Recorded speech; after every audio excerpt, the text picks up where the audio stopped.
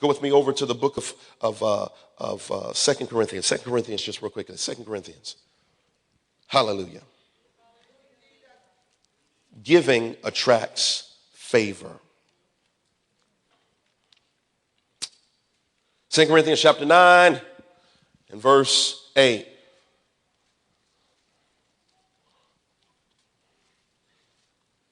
Everybody got it? 2 Corinthians 9, chapter 9, verse 8 says, and God is able to make all grace or favor abound towards you, that you always having all sufficiency in all things may have an abundance for every good work. Now, what this text is saying is, and this is only for givers, that for people who give a lot, you can expect to have a lot of favor. In other words, favor is something that money cannot buy. Favor is when people show up to use their power and their ability and their influence on your behalf. And some of us right now, we don't have enough money to walk through the next door. But if you have enough favor, God will put something on your life and cause people to be attracted to you to help you in ways that you cannot help yourself. Right now, as I speak, found out yesterday that there are messages that we have preached. And I'm not talking about myself, not being arrogant. I'm just telling you because we give a whole lot and we open up doors for other ministries. There are ministries right now using their influence and their power to play our ministry on their radio stations. There are places right now that they are giving us free time on their station and that we're not even paying for. Can I say to you, that is the favor of God. I will never forget going to Israel for the first time in 2001, 1 month after September the 11th. In October, we went to Israel. 1 month after September the 11th. And the most amazing thing was we had a desire to go to Israel, but we did not have the money. But we did have favor on us. And there was somebody that was in the congregation that paid for our trip completely. Can I say to you that you will have a desire in your heart for a thing, but if God gives you favor with somebody, you won't even have to pull a dime out of your pocket. I blessed a pastor with an iPod Classic on yesterday. I put everything that was on my iPod Classic on his iPod Classic, and I blessed him.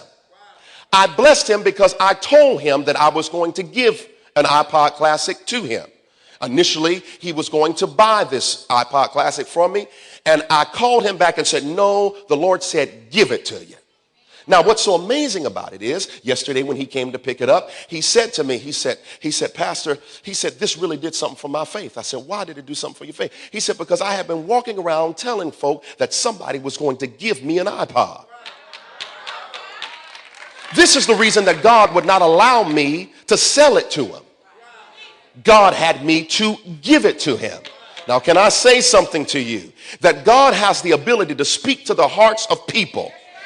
That you have need of the influence and the ability that they have, but you don't have the gumption to ask them. God will put it on their hearts. And if you will keep confessing that favor is coming to my life because I am a giver, God will make sure that people will come and bless you with things that you did not even pay for.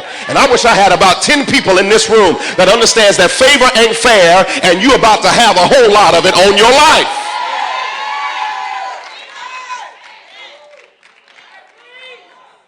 Favor is an amazing thing. People can walk out of your life, but when you got favor on your life, the right folk will show back up. That's the reason I'm kissing some of y'all and saying goodbye.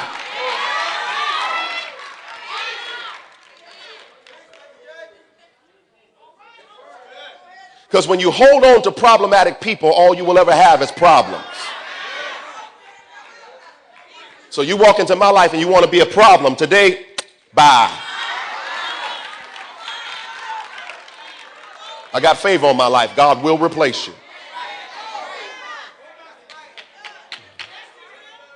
I wish somebody else in this room that had favor on your life that understands that you don't have to be codependent on anybody.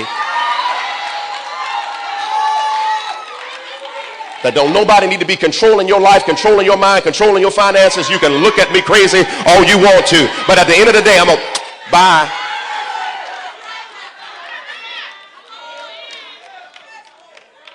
There's 6 billion people in this planet.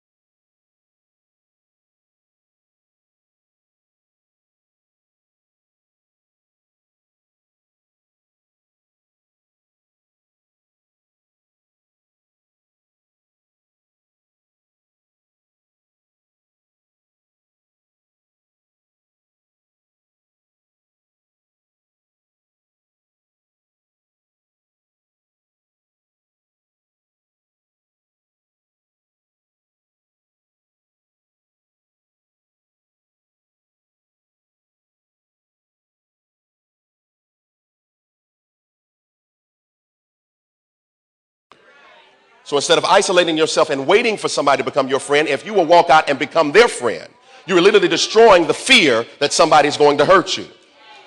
Y'all hear what I'm saying? And so giving destroys fear. Whenever I give, I attack the area of fear in my life. And then the fourth thing that the power of giving does is that giving establishes the foundation of your future. Giving establishes the foundation of your future. In other words, my seed today will become the harvest I live in tomorrow. The seed I sow today will become the harvest that I live in tomorrow. You're still with me? Now, one of the things that we have to do around here, y'all, is that we have to create a culture that surrounds giving. And let me say this, that we have a culture in our church and in most churches, but especially our church, we have a culture that surrounds taking. What happens is when there's a culture that surrounds taking, once people have gotten what they want, they won't stay long enough to put back in. And you deplete a thing that somebody else is going to need that's more desperate than you. Like take, for instance, if you have a hangnail and somebody else has a major contusion, then your issue is not as big as somebody whose arm is about to fall off. But if we spend all of our time with the hangnail and we deplete ourselves with the hangnail, then by the time the person comes who's really wounded, you don't have anything left to give because you gave everything out to the person with the hangnail. What I'm saying to you is that churches must create a culture that we're not just here so that you get your needs met and the house of God goes lacking with no ability to do the things that God has called us to do because we spend all of our time paying your light bill, your house note, your back rent, your car note that's 3-4 months behind. And so many churches are in this predicament. I'm sitting talking to a pastor this week who has a wonderful growing church, but his biggest issue that he cannot do enough because there's not enough people giving. And they have great crowds. Can I say to you today that every time we have and I love great crowds, but let me give y'all a hint. Sometimes money is not always in the great crowds. I don't know how many times I've looked around. That's the reason I don't ever get nervous about crowds. Most pastors in this city are so nervous about crowds. If the crowd ain't big, they can't preach. Let me tell you something. If 10 folks show up, I'm going to holler. Because somebody needs a word. But can I say to you that every time we've had an extreme large crowd, we've had very small giving. That's right. Want to know why? Because everybody looks around and says, man, the crowd is so large today. So they look down their row and they say, well, I'm assuming that the person on the end of the row going to give 50. This person going to give 10. This person going to give 20. This person going to give 5. So I'm going to give $1.